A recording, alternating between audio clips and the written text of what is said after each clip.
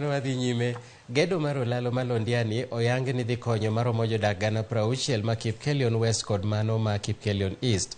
Engineer Michael Opany mar Lake Victoria South Water Works Development Agency owacho ni olalo no nyalo golo maromo pi lita gana 50 madhi konyo kano pi kendo tieko midhiero mar pi mosebedo e gweng'no. Paul Agwanda, jatelo maduong' mar Water Works and Services, kane loso e kar gedo no e gweng' ma Masita constituency ma Kipkelion West, nowacho ni nitiere komiti moyier madhi konyo e tayo chenro ma gedo no.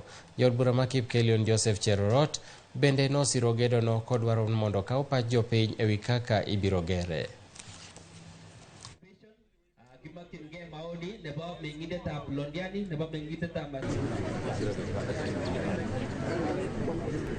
Kitu cha kwanza hizo tunafanya, we are going to build a very magnificent water treatment plant whose capacity will be 50,000 cubic meters. Hii project ikianza, tunatarajia watu 10,000 watapata ajira tofauti. Hii project ikianza, watu 10,000 watapata ajira.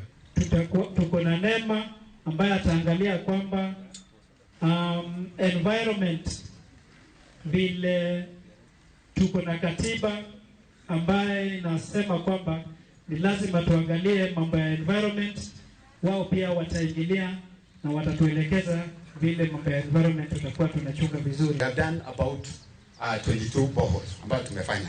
So ningependa kusema kwamba mimi nia yangu ni kuhakikisha kwamba wananchi wa Kipkelion East wamepitia barabara nzuri, pia wamepata kunywa maji nyumbani, pia wamefinya stima hapo nyumbani wanahakisha.